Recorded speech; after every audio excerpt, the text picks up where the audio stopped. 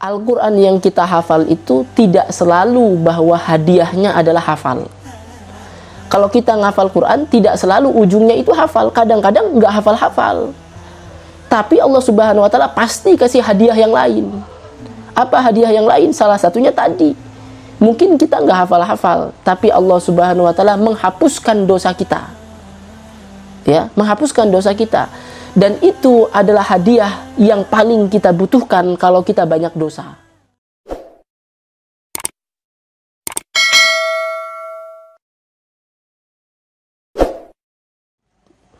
Nah, kita hari ini akan bahas tentang satu tema, masih pantaskah aku bersama Al-Quran? Kalau nggak salah itu temanya.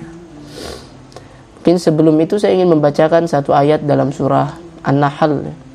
Yang punya Quran bisa dicek ayat 65. Ini kebetulan di sini hujan nih, karena ini tentang air hujan. Allah Subhanahu wa Ta'ala berfirman, "Wallahu anzala minas samaa'i ma'a fa ahya bihil ardu ba'da mautiha inna fi dzalika laayatan liqaumin yasma'un." Ya, surah An-Nahl ayat 65. Dan Allah yang menurunkan dari langit air, ya berarti hujan. Allah menurunkan dari langit air. Fa ahya bihil ardu ba'da mautiha, maka air itu kemudian menghidupkan bumi yang sebelumnya mati. Inna fi dzalika laayatan liqaumin yasma'un, sesungguhnya pada yang demikian itu terdapat ayat, terdapat tanda-tanda bagi orang yang mendengar.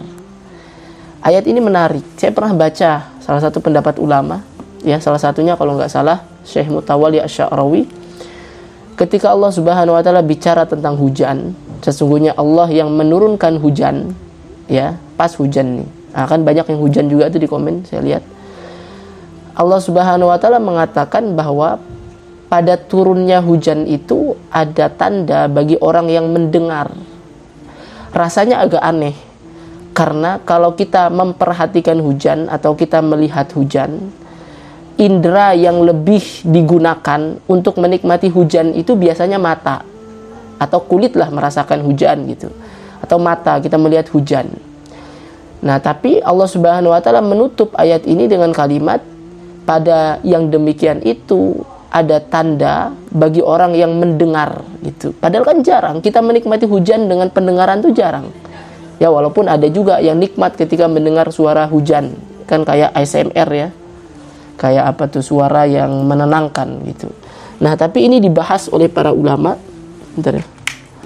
Ini dibahas oleh para ulama, kemudian mengatakan bahwa ternyata Allah Subhanahu wa Ta'ala tidak sedang membahas hujan di ayat ini. Ya memang secara teks itu hujan, tapi ada makna tersirat lain yang harus kita pahami, karena Allah bilang ini tanda bagi orang yang dengar. Ya, maka jawabannya ternyata ada di satu ayat sebelumnya, ayat 64-nya. Ternyata Allah sedang membahas tentang Al-Quran. Wa ma anzalna 'alaikal kitab. Fokusnya Allah Subhanahu wa Ta'ala ingin bahas, sesungguhnya Allah tidaklah menurunkan kitab ini, Al-Quran, kecuali untuk menjelaskan untuk bagi orang-orang yang berselisih, dan Al-Quran itu sebagai petunjuk, sebagai rahmat untuk orang-orang yang beriman. Ya, ternyata Allah sedang membahas tentang Al-Quran, yang ternyata Al-Quran itu nanti dipermisalkan itu seperti hujan. Apa ciri-ciri hujan yang tadi itu? Wallahu anzala minas samaa'i ma'a fa ahya bihil ardu ba'da mautiha. Al-Quran itu bagaikan hujan yang ketika turun ke bumi, maka hujan itu bisa menghidupkan bumi walaupun sebelumnya mati. Ya, begitulah Al-Quran. Al-Quran itu bagaikan air yang jika kita sirami ke dalam hidup dan hati kita, maka walaupun hati kita sebelumnya penuh dengan kotoran, berdosa, penuh dengan dosa, mungkin hatinya bisa dikatakan mati, Al-Quran itu bisa menghidupkannya lagi. Ya, makanya Allah bilang sesungguhnya yang demikian itu adalah tanda bagi orang yang mendengar, karena Al-Quran itu kan sebenarnya suara. Saat Al-Quran pertama kali diturunkan, wahyu itu berbentuk suara. Ya, maka Al-Quran itu diambil pelajarannya dengan didengarkan. Ya, baru nanti di abad-abad berikutnya kan Al-Quran itu, atau di masa-masa berikutnya, dari masa Abu Bakar, baru dibukukan, ya, dikumpulkan. Ya, nah, ini hal yang menarik. Nah, hari ini kita akan bahas satu tema yang akan ada kaitannya dengan ayat tersebut. Yang tadi judulnya, masih pantaskah aku bersama Al-Quran?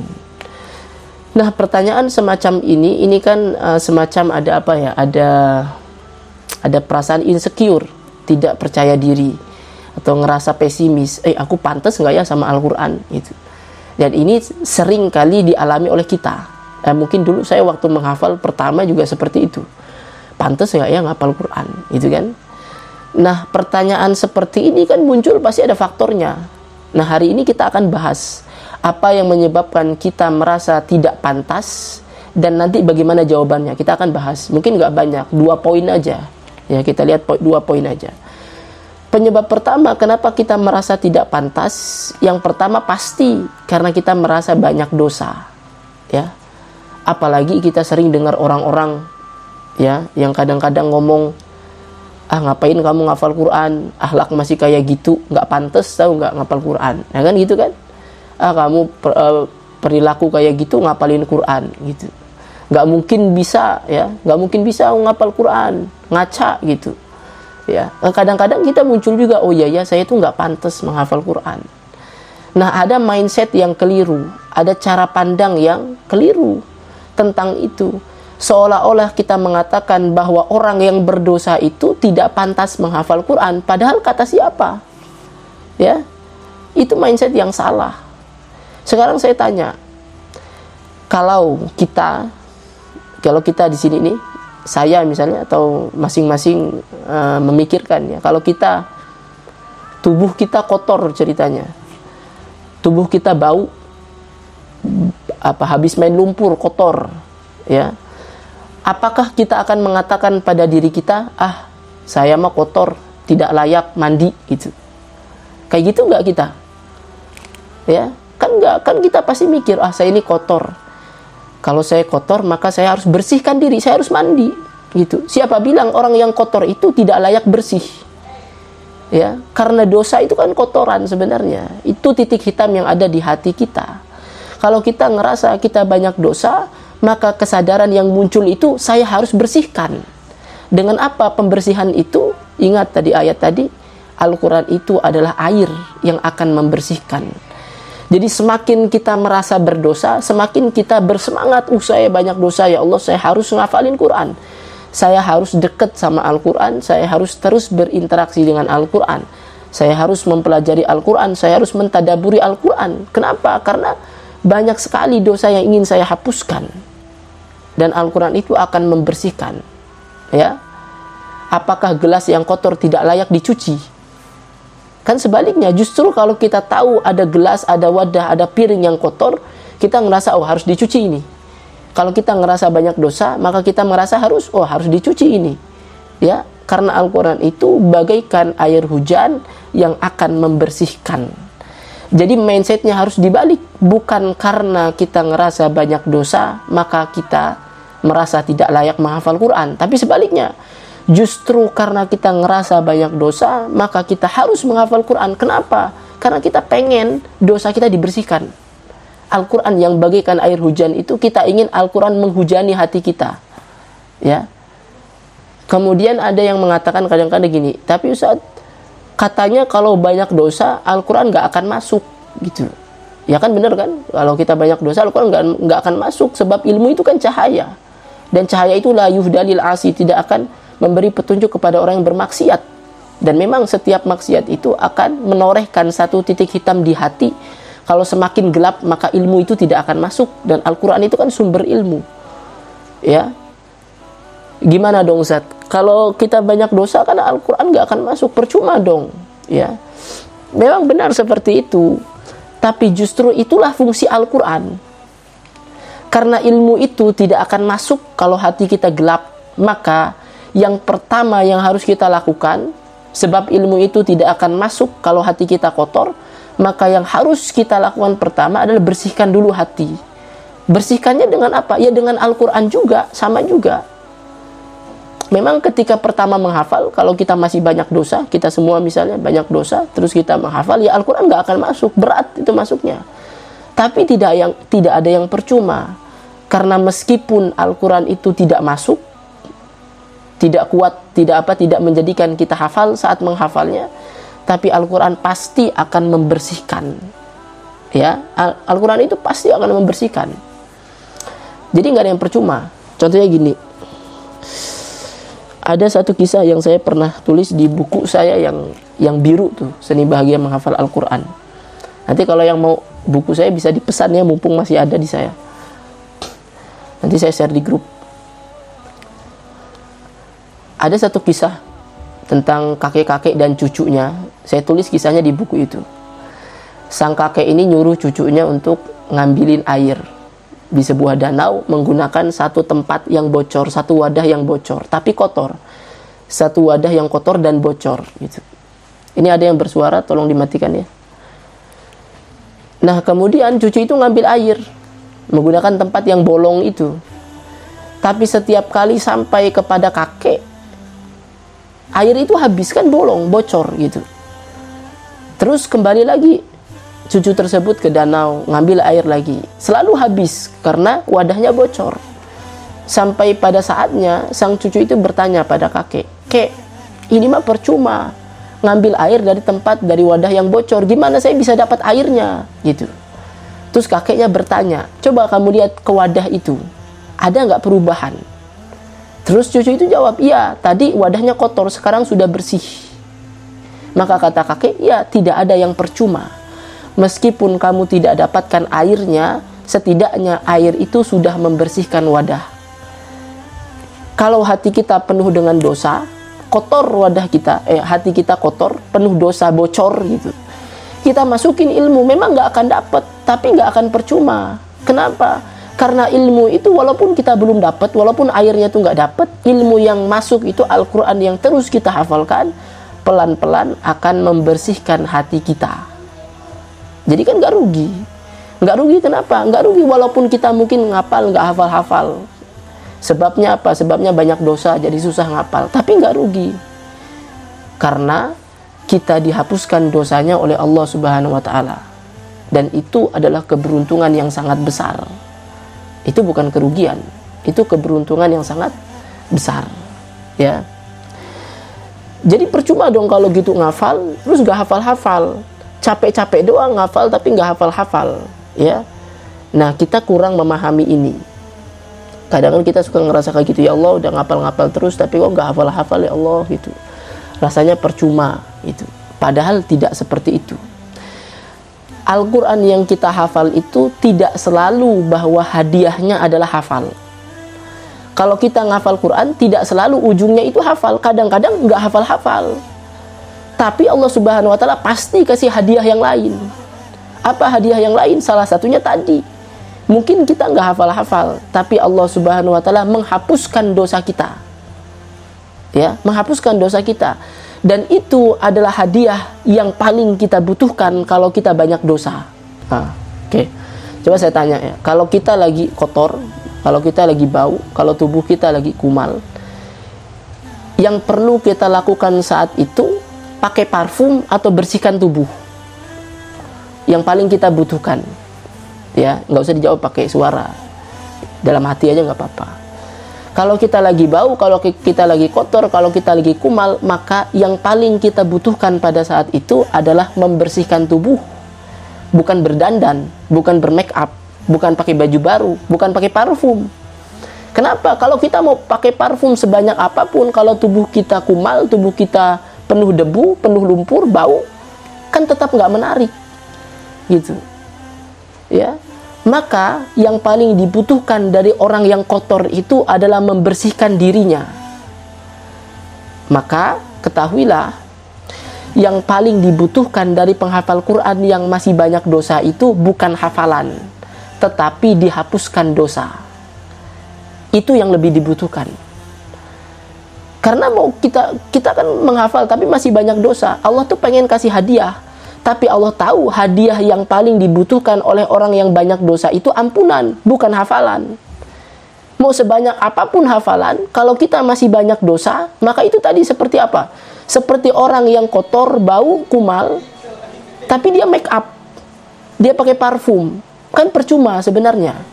Orang tetap tidak tertarik gitu. Jadi sebanyak apapun hafalan kita, kalau kita masih banyak dosa, ya, maka percuma dalam tanda kutip. Dan Allah tahu itu. Makanya kalau kita lagi banyak dosa, kita terus menghafal, memang mungkin tidak hafal-hafal. Karena Allah tahu hadiah yang paling penting, yang paling berharga bagi kita saat itu adalah bukan hafalan, tetapi adalah ampunan. Jadi nggak ada alasan buat mengeluh, ya, nggak ada alasan buat mengeluh. Ya Allah, percuma deh ngafal, gitu, nggak hafal-hafal. Sudah setahun ya Allah saya ngafal, tapi cuma dapat juz 30. Kita nggak boleh mengeluh seperti itu. Kenapa? Karena kita nggak pernah tahu. Barangkali Allah jadikan kita tidak hafal-hafal itu demi untuk menghapuskan dosa dulu. Dan Allah tahu yang paling kita butuhkan saat itu dihapuskan dosa, bukan hafal. Maka jangan mengeluh. Kalau kita mengeluh, ya Allah saya pengennya hafal, itu seolah-olah kita nggak percaya. Ya Allah saya emang nggak pengen ampunan, saya emang pengennya hafal. Kenapa saya nggak dibuat hafal-hafal gitu? Padahal Allah bilang, kamu itu lagi banyak dosa. Yang kamu butuhkan bukan hafalan yang banyak, tapi yang kamu butuhkan adalah diampuni dosanya. Maka kamu tidak dikasih hafalan dulu hari ini. Karena hadiah dari yang kamu hafalkan, hadiah dari ayat-ayat yang kamu baca itu diganti sama Allah Subhanahu wa taala dengan ampunan, dan itu mahal harganya. Ampunan itu mahal harganya. Ya. Jadi Allah itu tahu apa yang kita butuhkan. Jangan mengeluh. Jangan mengeluh karena tidak hafal-hafal. Tidak perlu mengeluh kalau kita menghafal atau murojaah tapi tidak lancar-lancar. Karena Allah itu punya hadiah yang kita tidak tahu. Ya.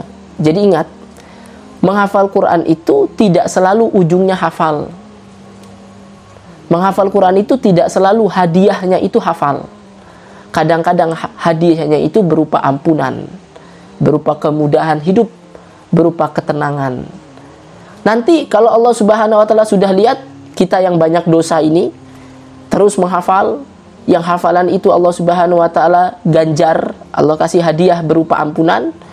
Kemudian sudah bersih hati kita, atau minimal tidak banyak lagi titik hitam yang menumpuk di dalam hati, baru Allah Subhanahu wa taala kasih hadiah berupa hafalan. Makanya sabar. Kalau orang pertama menghafal itu pasti tidak mudah. Kenapa? Karena saat kita menghafal Al-Quran, pertama kali Al-Quran itu masuk ke hati kita, itu nggak langsung masuk. Tetapi apa? Dia menggerus dosa dulu. Mungkin dosanya itu masih tebel. Jadi dikikis dulu dosanya. Nanti kalau dosa itu sudah terkikis, baru masuk dia, baru kita hafal. Nah, siapa yang ngalamin kayak gitu? Dulu saya waktu menghafal Quran, yang jumlah lamanya itu saya menghafal itu 5 tahun lebih. Ya, sama. 1 tahun saya menghafal Quran itu cuma dapat juz 30. Coba bayangin, 1 tahun 1 juz. Cuma saya nggak putus asa, saya menghafal aja. Barangkali dulu saya masih banyak dosa. Makanya Allah Subhanahu wa taala, bukan barangkali, pasti masih banyak dosa. Makanya Allah Subhanahu wa taala pengen hapusin dosa itu dulu. Dengan apa? Dengan mujahadah kita, dengan perjuangan kita. Karena setiap perjuangan kita itu kan ada nilainya, ada harganya, ada balasannya. Dan Allah membalas itu sesuai dengan kebutuhan kita. Kadang balasannya bukan berupa hafalan, tapi ampunan. Oh, kamu banyak dosa. Yang kamu butuhkan sekarang bukan hafalan, tapi ampunan. Maka kita menghafal tidak hafal-hafal, tapi Allah kasih ampunan, Allah kasih ganti. Makanya jangan mengeluh. Kalau kita tidak ridho, kalau kita mengeluh, maka ampunan itu bisa jadi batal juga, dan kita bisa rugi. Ya, Allah pengen kasih ampunan, kita nggak terima. Ya Allah, saya pengennya hafalan. Ya udah, kalau nggak mau ambil, ya udah, nggak dikasih nanti ampunan. Sudahlah tidak dapat hafalan, tidak dapat lagi ampunan. Makanya kunci pertama dalam menghafal itu ridho aja sama Allah. Ridho, ya Allah terserah.